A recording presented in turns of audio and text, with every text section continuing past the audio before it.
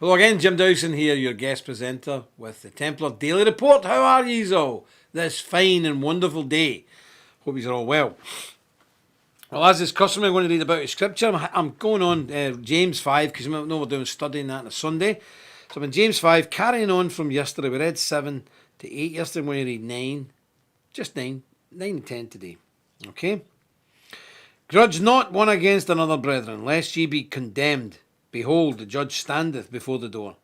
Take, my brethren, the prophets, who have spoken in the name of the Lord, for an example of suffering, affliction, and patience.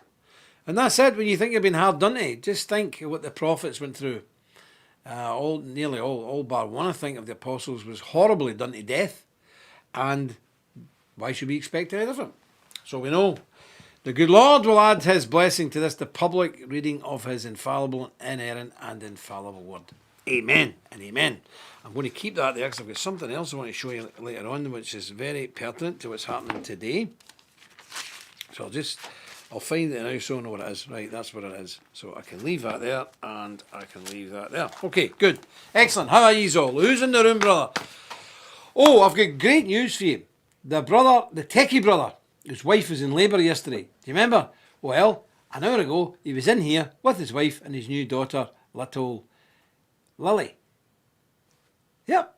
She went in the hospital yesterday at 2 or 3 o'clock in the afternoon, gave birth at 8 o'clock. She's back home now. And on the way home, popped into the office. And do you know the techie guy was in here this morning, helping us out? Oh, yes. And then picked his wife up from the hospital and popped back in again. So that's the kind of people we've got in the Priory. So we work hard. We know we're not Amazon. We're not quick with everything. Sometimes you need a lot of patience with us, and we appreciate it. But we are dedicated and diligent, and we try and do the work of 20 men with 4 or 5 men and a couple of women. And we get there. We get there. And yous are brilliant for being patient, so thank you. So there you go. The wife is good. The baby's good. Everybody's good. Good Scotch-Irish breeding stock. Bing bong, no problem at all. In and out. So that's it. Right. And Mr. Rebello, how you doing? God bless you. Liz Androkovich up there in Canada, Alberta. Andy, how you doing? Sean Smiley, yep, how you doing from Pittsburgh? I heard they're going mad in Pittsburgh. You take care of yourself. Jonathan Bodine, how are you and your good lady? God bless you. Ewan Eggestrom, nice to see you. Christopher Strid. Gary Hardwick, nice to see you. Lady Rotha. Donald Pollock. Ralph Rowley. William Poteet. Good stuff. Now, I got that wee message, William, from a brother of yours. The guy you're thinking is certainly not that guy. The guy that runs that group that you were talking about is a very good friend of mine. In fact, I see him quite often, and he's 100%. So definitely not the same guy. Alan Catterall, how you doing? God bless you. Yeah, very good indeed. Who else we got? Ms. Sherry B. How you doing? Nice to see you. Andy Sayre from Essex. Good. God bless you. Richard Lamos. Stuart Bowden. How are you? EMS Rejuvenation. Nice to see you. Mark Anthony Smith. How you doing? Scorpions in again. Gary Johnston. How you doing, Gary? We've sorted your Bible problem out. Don't know what's happened. I actually remember personally sending yours, but who knows? I think it's been got by well, you can imagine who's probably got it. So we're just going to do it again. Don't worry about it. If it does turn up, we'll keep a hold of it and we'll get it sent somewhere else, okay? Kenneth Driver, God bless you. Who else? Troy Otto in Florida, he's a lucky fella, him. Kenneth Driver, Malcolm Cook, Naomi Ford, Philip Milne. Good man. Why is Philip Milne message? Let's take it back. All right, don't know what you've said. Must have been horrible. Robert Erickson, Mark Anthony Smith, Nikos Theocrios, sorry if I pronounced that wrong, from Sparta in Greece. Oh, you're welcome. You know, I don't know if you know the Golden Dawn boys, but I'd be quite pally with some of them, and especially what's the name of the MEP? Can't remember the name of the MEP, but he's a very good man, and he's had some heart trouble recently, but we're praying very much for him because he's a brilliant man, ex-military man, excellent man, and Golden Dawn are much maligned, which is a shame. But there we are, that's where it is. Neville Walker. Nick, how you doing? Nick knows the name of that guy, the MEP from Greece. I can't remember his name. Dan Guerra, Neville Walker, yep. Gary Hardwick, Stuart Bowden, Marty, how you doing? Marty, nice to see you. Angus Roxburgh, tells me you get the papers.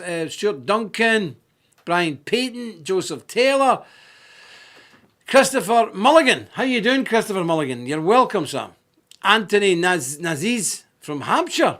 Oh, yes. Ryan McGinley. Sharon and Karen. Or Karen and Sharon. Thank you. And who else we got? Who's that there? John Monkman, how you doing? The Sean the Hern, Ulster, Sean the Hern. Sean the Hern, how do you pronounce this? Sean the... Cool Olive. Oh, Cool Olive. Yeah, Sean the Hern, Cool Olive. So Sean the Hern of Ulster. Ulster branch. That's the Ulster branch. More than welcome. Bartley Burkhardt, seen him. Anglo-Saxon. Oh, we've got them all in. We've got Anglo-Saxons, we've got Irish Gaels, Gary Hardwick, John, yeah, I've seen John Pollock, yep. Steve D. Hello. Oh, another Irishman, Peter Holder from Mansfield. God bless you all. Right, we need to make a start here. But it's good to see, and that's what the Templars can do, because we're not a political party, we're not a political group, we are a religious group. And we've managed, obviously originally, totally Roman Catholic, because that's the way it was back then. Today we're still mainly Roman Catholic worldwide, but in the Anglosphere we've got quite a lot of what I would call confessional Protestants, i.e. Protestants who know what they're on about. And we've got Orthodox people, Greek Orthodox, Russian Orthodox, Coptic, and these kind of people. Some other people, I can't remember who they are, but some of the Middle Eastern type of Christians. So they're all welcome. And again, we've got Irishmen in here, we've got Englishmen in here, Scotsmen, we've got people, all different folk, we've got Anglo-Saxons, we've got Gaels, and it's wonderful that the Templars can do that, because we can do that, and that's what we're here for, to unite everybody. You might have different national philosophies, but in the Templars we're all together, and that's the great thing. Well, I want to bring some certain things to your attention today. I've got a couple of things here that are just, again, it's ridiculous. You know, I was talking to a brother there about Lancaster County, Pennsylvania. Well, they're going mad because the police have shot a guy dead. I want to just go through this with you, because in Europe a lot of people are confused, and even in America I think people are confused sometimes. There's Ethan Gridder. How you doing from Texas? Lady Rotha. I thought you'd left us there. Good to see you.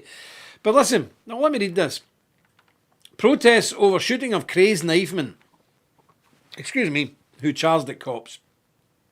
Lancaster, Pennsylvania is the latest US city hit by mass unrest following a police shooting. Body cam, and I'm sure you've all seen it, footage shows the cop were entirely justified. Following news of the shooting, hundreds of people took to the streets of Lancaster, and the inevitable protest began with the inevitable rioting, looting and mad behaviour. Misinformation was spread widely on social media, and you notice Facebook never done any of that, with some people apparently believing the 27-year-old Ricardo Monez was an autistic 14-year-old boy who'd been shot by police for doing nothing other than playing with his frisbee. Yeah, Facebook don't bother with that. You put a post up saying something even true, it's gone. You know that, I know that. Munoz is also in the process of having his race revised from Latino to black to better suit the narrative. So they've changed them from being some kind of Latino gentleman to being African American, because it fits the agenda far better. Black Lives Matter's rhetoric has led to millions of dollars worth of damage in cities across America in the last few weeks and months. The unrest caused by their rioting has resulted in multiple deaths, including those of teenagers. This latest unrest in Lancaster marks a new low for Black Lives Matter and Antifa. The incident remains under investigation. After the investigation, District Attorney Heather Adams will determine if the use of force was justified. What's to investigate? If you've seen the footage, as I have seen the footage, the guy comes out, his family's phoned up the cops saying, this guy, or son, or whatever, he's went absolutely ape, he's went bananas, he's went crazy, he's running about mad with a knife, and he comes coming out the door. Have you seen the face on him? He's like a wild man. And he attacks the police. The police have to run away to get themselves sufficient distance away where they can take action, and they give him every warning possible, but the guy keeps coming at him, boom, they've shot him. That's how it works, folks. You attack a police officer with a weapon, you're going to be dead. You're going to be dead. And that's how it is. That's why we pay the cops to take people out who try and run about the streets with knives or other weapons, who could kill people and hurt people like you and me. That's why we pay the cops to shoot them. It's tragic, yes. It's somebody's son, somebody's brother maybe, somebody's father even. But what do you do? What do you do? I'd love to keep every police station should have a cell kitted out, really nice, very posh and very nice and very hygienic. some nice pot plants and some maybe pugs or chihuahuas that people can stroke, and keep 4 or 5 snowflakes in there. So when they have an incident like that, they just throw a snowflake in the car and say, there you go, stop him without deadly force. Please go and stop him. You can imagine what would happen. They'd have to keep replenishing the snowflake supply because they wouldn't last long. Come on, get off the cops' backs. Get off the police. And listen, I'm no friend of the police particularly. I've had terrible run-ins with the police. I've been fitted up with the police. I've been beaten up by the police. Seriously attacked by the police over the years, even at pro-life rallies where I've only reciting the Lord's Prayer on my knees. They've took batons to me and beat me senseless. I've been attacked in America with policemen with nunchucks outside abortion clinics. Yes, nunchucks. So what's going on here? Beat us up with nunchucks. I was next to a priest, they snapped his arm. So I've had it all with the police. I've seen it, and I know the police can be sometimes brutal. But that's the odd incident. You know and I know most cops you meet are thoroughly decent, respectful human beings who are doing a very difficult job. They deal every day with the scum of society, and it's a miracle that they're actually so decent. So get off the policemen's backs in America. We don't have to say this in Britain, because if you see our police, good grief, they're all down taking the knee, they're all mamby-pamby, they're wearing rainbow stickers around their hats. Oh, don't talk about it. And they just run away. No, they don't use lethal force. They run away. It's the only time one of our policemen will be killed by a criminal is running away from them. Maybe have a heart attack, because they're all big fat lumps as well. So you don't need to worry about that. They're all out of shape, they're overweight. It's the terrible physical condition of some of the policemen is shocking. And I don't say that in a mean way. But some of our policemen are not fit for duty. So what they've done now is they've scrapped a lot of the fitness tests because a lot of them are failing it. So, if you fail a test, there's no point in making it easier, is there? It's no longer a test. It's a farce. But that's what's going on in Britain. And in America, these poor policemen now are getting asked to go out in the street and they dare not draw their gun. So they're risking being killed themselves because if they dare put any force on anybody, there's all this hullabaloo. It's shocking. Well, another thing that I only noticed just before I came on here, so I don't have a lot of details. I just seen it, and I was so incandescent with rage. I thought I need to take a note of that. But before I do so, and you never reminded me, like the video, click subscribe, press the bell, comment below, and please share. It's very important that you share. And I don't have pictures either today of outside, but the brother put a link, won't you, of the Priory building fund. Oh, it's wonderful out there now. We've actually got the I don't know what you call them. When you put all the pipe work in under the ground, then you've got to build like inspection chambers so you can, if you've ever got a blockage, you can lift the lid off and poke rods down. Not that I'm ever going to have any intentions of doing that. I think Brother Patrick will be given that job, as he seems to be the one that clogs them up all the time. Or breaks them.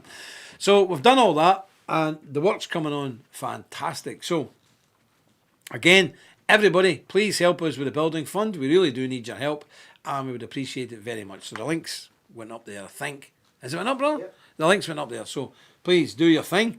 And if the Lord has led you to do a wee bit of help, that's what to do. And remember, as we say in Scotland, I'll say this slowly, many a meikle makes a muckle, which means many small things make a big thing. And if everybody does small things, we'll have a big thing, and the whole thing will be done. So many a meikle makes a muckle. Remember that. But before I come on here, ladies and gentlemen, I said a terrible story that really annoyed me because I'm very fond of this man. He's a bit of a hero of mine. Teddy Roosevelt. All right, we know he went down in the Mexican, Spanish, American War, whatever, and a load of people tried to surrender and they all mysteriously died. We know all that. But listen, when you're in a war, there's no shilly-shally, and sometimes you've just got to take affirmative action. And in Roosevelt's defence, the people who allegedly were all executed by Roosevelt, they had attacked several American settler villages and done unspeakable things. Murdered men, women and children and raped the women and all that stuff. So Teddy Roosevelt thought, well, some people are just better dealt with in the field. It's not for me to say. It was a different time, different generation, different age. But anyway, I like Teddy Roosevelt. He was a wild man. Wild man. And I like him. He had a lot of faults, for goodness sake, all great men have faults. But what a man Teddy Roosevelt was. If you don't know much about him, go and look up his life story. He was a wild man. And in the typical American sense, he was gung-ho, he was patriotic, he was dynamic, he did not know the word never or couldn't be done. He'd done it. Whatever couldn't be done, that's only because he'd never tried it. And it's that real wild American attitude which is fantastic. He boxed every day of his life in a ring in the White House. Yeah, he boxed every day. He boxed in he had a ring built in the White House and he boxed. He was a tough, rip-roaring, chain cigar smoking, whiskey swilling, wild, big, tough man. And only if we had some more of them about. So yes, he had a load of faults. Of course he did. But he was a great man. Teddy Roosevelt was a great man. Flawed man, but a great man. Well, anyway, I just seen before I come on that they're removing his statue from outside the National History Museum in New York. I can't believe it. That film, remember Jumanji and all that? It was all that stuff and they pretend. You know, I remember that. The kids used to watch it, Jumanji, and it was Teddy Roosevelt and all that. They're taking away the statue. What for? I mean, seriously, what are you doing? Well, listen, I need to tell you something, because a nation that starts removing the statues is doomed. And I'll tell you, if you don't believe me, write this down, check it out later.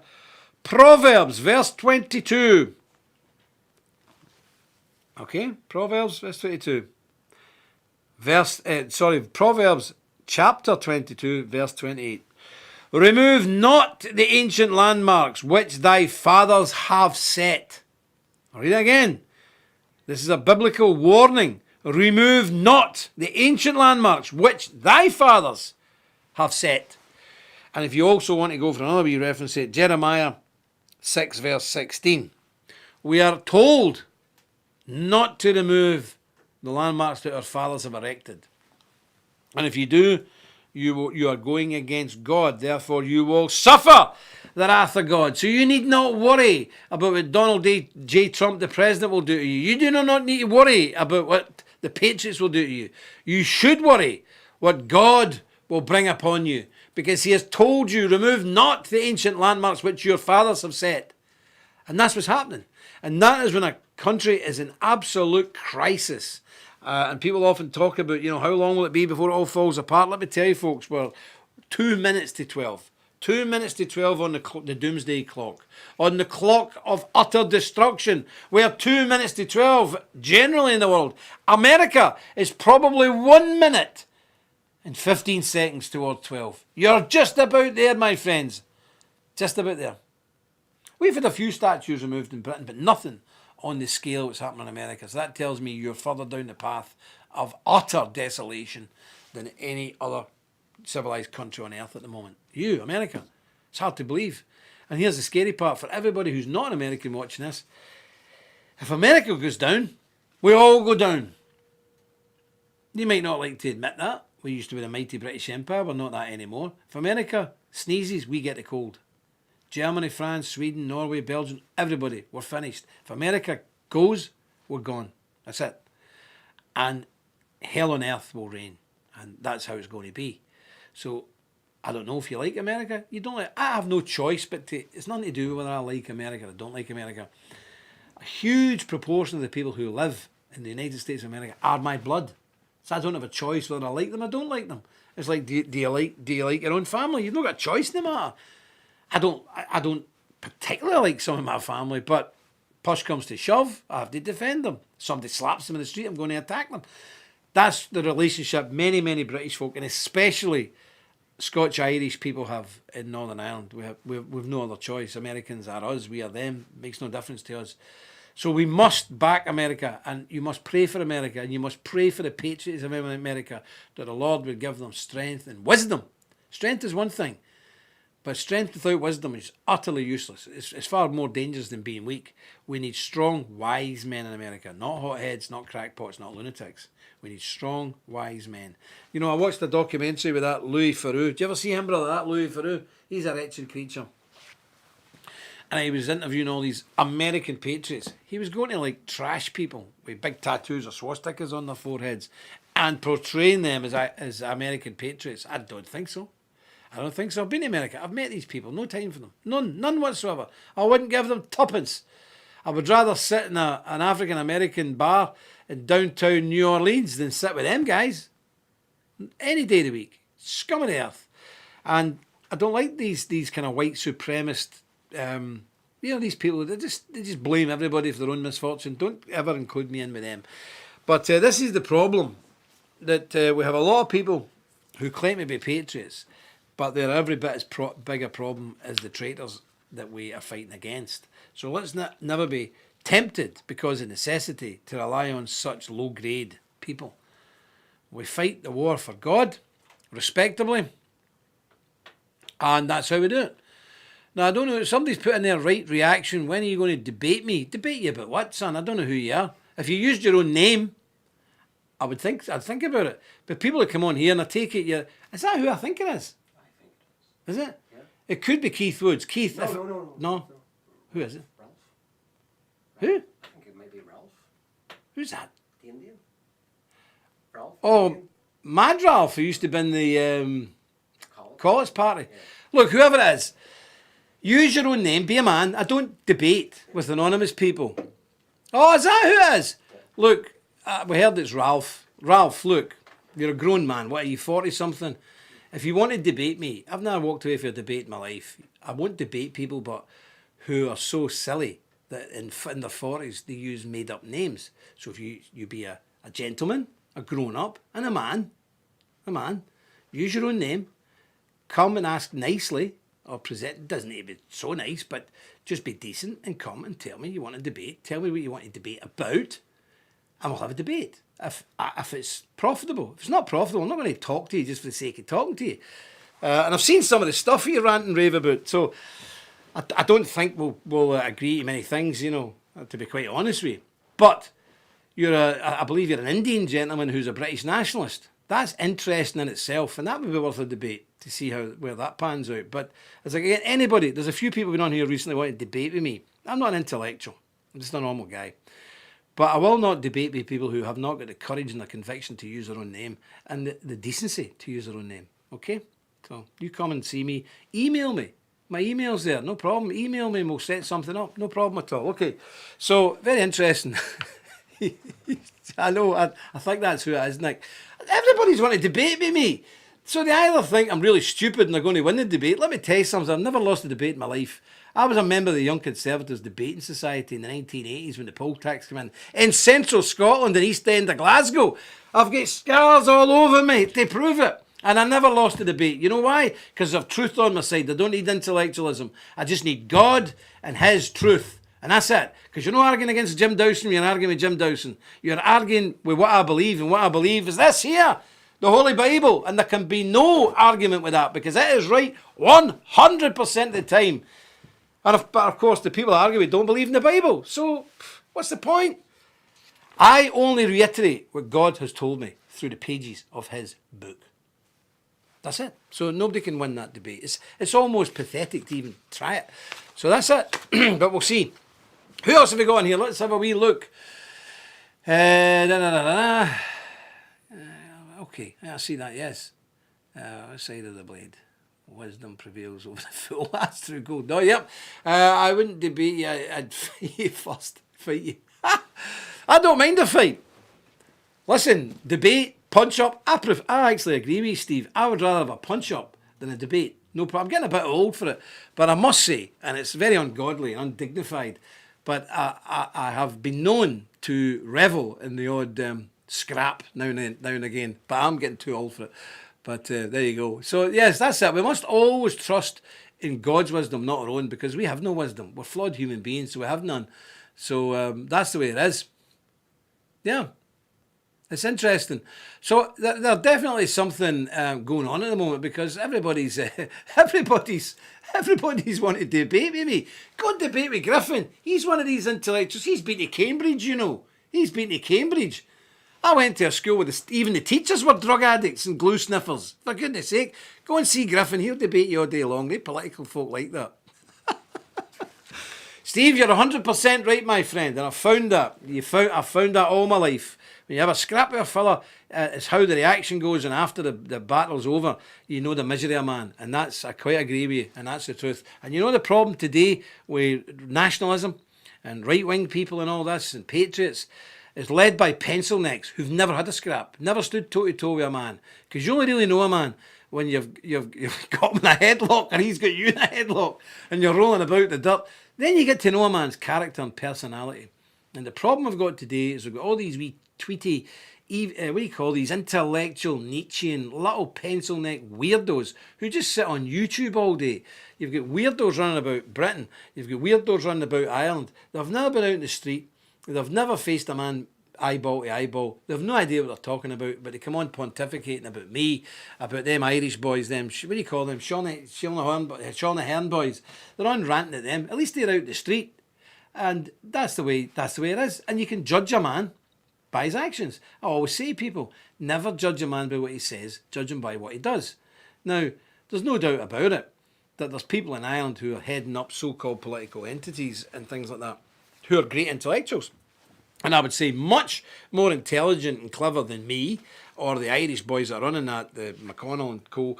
Much cleverer than them, absolutely, and cleverer than me. But you know what they don't have? They don't have the cojones to go on the street and face down the enemy, to go on the street and preach God's word. And that's the misery of man. So that's that. I'll get somebody else now deleted. Good grief, it's a wild day for deletions, isn't it? It's fantastic. I like that. We got a wee bit of controversy going there, folks. It's great. But let me bring you this other story quickly, because we're running out of time. Now, remember, Sweden was the country who'd done nothing. Who'd done nothing for the coronavirus thing. They just went, we'll just let it run its course, okay? And everybody's saying, how irresponsible! Millions will die! Sweden will be wiped out! All the Swedes will die. Well, if Sweden was wiped out, most of the people who would die wouldn't be Swedes because the country's been completely taken over, innit?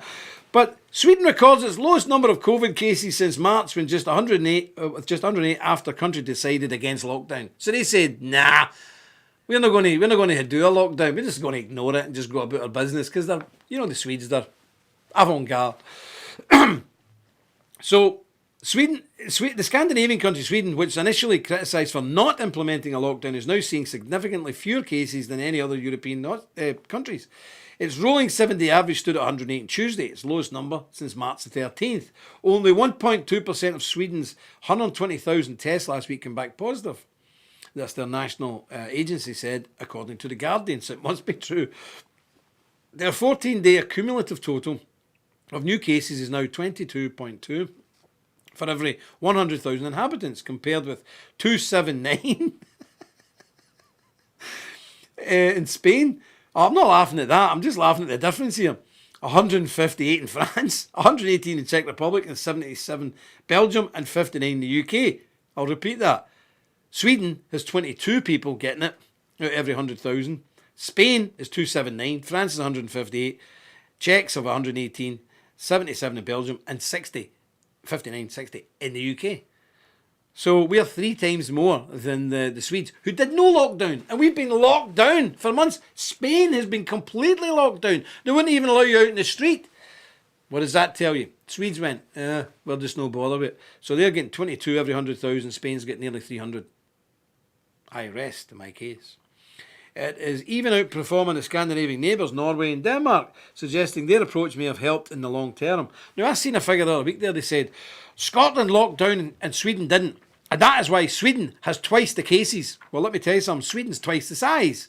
But when you actually analysed it, it wasn't true at all. Sweden had just about the same. But they were saying, look at this. Sweden's twice the size, 10 million against 5 million. So if it was an uneven keel, it'd be the same. But Sweden never locked down. Scotland did. So what was the point? But anyway, it was even lower. It was even lower anyway. But this is the barefaced lies that the governments will tell us. Look, who watching this now doesn't know, doesn't get a sinking feeling in the pit of their stomach that, oh my goodness, they are actually trying to destroy the society we live in for a fake illness. We all know that now. Scary, isn't it? Where are they taking us? We have an idea, and we'll fill you in that over the next few weeks. Sweden kept its schools open. And kept the schools open for under 16s, banned gatherings of more than 50 people, and told over 70 vulnerables to self-isolate. That's it. That's all they've done, really. Shops, bars and restaurants stayed open throughout the pandemic. Book me a flight to Sweden, sir. And the wearing of masks has not been advised by the government. In Sweden, the death rate has been falling steadily since April, despite a peak of cases in the summer, with the country's top epidemiologist saying that the deaths can be kept low without drastic lockdown measures. Good old Sweden. They've got a lot of faults, the Swedes, but they don't take BS. They just look at things very Scandinavianly, analytically. They're like Englishmen and German men on cocaine. Everything's intense with them. So they've looked at it and went, we don't think this is too serious. Was that a good Swedish site? No, wasn't it? That's not good. But, they've looked at it and went, rubbish. Let's take all our clothes off, get into the sauna, and do what we need to do. And that's what they do, the Swedes. They don't care. They're not into this. And they have done nothing. Nothing. But Spain is 15 times more infected than the Swedes. And all other countries are doing far worse. And the Swedes done nothing at all. Nothing. Bars open, restaurants open, no social distancing, nothing. What does that tell you? Yep. Yeah, they're locked. Japan as well. Japan's the same. They've done nothing. They're fine. And Angus Roxburgh, brother there, saying that Scotland's new religion is this lockdown thing. Yeah, this is like a new religion. It's like climate change. These are the new religions of the atheists, of the leftists, of the weirdos, of the green-haired, pulse-eating, sandal-wearing oddballs. And they're on this. But let me tell you, this is why we must stick to this. Because we have a religion. We don't want our religion replaced, and we will fight to defend it to the last. And we're going to have to soon. I can see it coming. I can see it coming. Well, let's see if we can get I want to put a wee link up. Because remember yesterday I told you Bibles. Have you got a wee link for Bibles there, brother? Well, either a Bible or a sword, because we've got some of both. I've been told to shift, so I have to do my QVC thing. And just thank your lucky stars that I'm not Alex Jones selling these male vitality pills. Can you imagine it? Templar, male vitality pills. Oh, don't even... I can imagine the Council of 9 at the moment sharpening their swords for me. Wouldn't it happen? Yeah, terrible. Right, so there you go. There's a warrior pack up there. Any Bibles? Personal. Personal Bible, yeah, that's this one. Because we've got some of these in. Here we go. Here we go. Lovely. This is my favourite Bible. This is beautiful. I just do this so I can sniff this Bible without looking particularly weird. I don't know if it's working. And this one has the red text in it. You see that? Beautiful. But it's just a beautiful, very robust Bible, but very flexible as well. Much better than the modern ones you're buying. The spines go, and the pages all come out of sync and bits fall out of it and leather cracks. These guaranteed, you've got all the paperwork in it, and they are just a beautiful, beautiful thing to have. So we've got some more of them in, so please feel free. They're on payment plans, so you don't have to go mad. You pay them up over 3 payments or something, so it won't be so difficult for you, and that's the best way to do it, because I know times are hard. And let me tell you, folks, they're going to get harder. They're going to get harder the next few months. Everybody's going to feel the pinch. Everybody's going to feel the pressures. Oh, before I go, I forgot to say, we nearly forgot about the conference, didn't we? You never reminded me. The conference. Big, well, we've been having problems because in Houston was on lockdown, partial lockdown.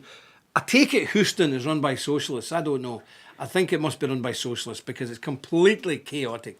Anyway, we got all that sorted out, and technically we thought, yeah, we can go and have a conference. Maybe end of October, beginning of November, before Thanksgiving. And our brother, who popped in today with his new baby, said, but how are we going to work the quarantine thing? What do you call it? Is it quarantine? Is that the right name? Isolation, self-isolate. Anybody coming from the UK into America must self-isolate for 14 days. Yes. I'm not joking. We watched that. We looked it up. It was updated on the American Health thing 2 days ago. Now, they're talking about bringing in airport, that thing they put at your head boom, and it takes your temperature when you arrive stateside. And if you're okay, they'll let you in. You don't have to self-isolate. But if anybody of our company gets tested positive, they have to stay in America for 2 weeks. Hey, no big thing. If I test positive on the other side, I don't mind. I'll stay with Big Frank or my Alabama friends for 2 weeks. No problem at all. That'll be great. But at the moment, they haven't got that. So if we come to America to do a conference, we're there for 2 weeks. That would just be disastrous worldwide, because remember, we don't just deal with you guys. We dispatch as well for the non-Anglo world. So it'd be a nightmare. There'd be no reports. There'd be no nothing. I don't know what we would do. So, I don't know. The consensus is leave it to the spring.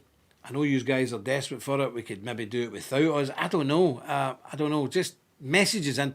Send the message through the website and let us know your thoughts.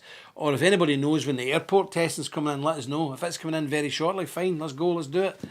But yeah, it's not easy. So let's have a think about it. Yeah, chicken soup. Chicken soup has cured everybody for years. In my family, I know the Jewish people like the chicken soup better. In my family, it's tomato soup. We got hot tomato soup with a scorched bun I don't know what you call them in America. Ireland, they call them baps. We call them rolls in Scotland. You know, a round bread thing. So we do it with the tomato soup. But no, I feel great. I feel brilliant. I had the COVID, so I don't know if I would test positive. So somebody be lumbered with me, slouching about your house for 2 weeks. What a thought, eh? I'm sure you wouldn't like it. But that's all from me today. Get back to us regarding the conference situation. We'd really appreciate your input, and we'll see what we can do from there. Okay, that's all from me today. Hopefully tomorrow I'll be back at my post if the good Lord spares me. But until then, remember, stick close to God. You won't go far wrong. Do us vault.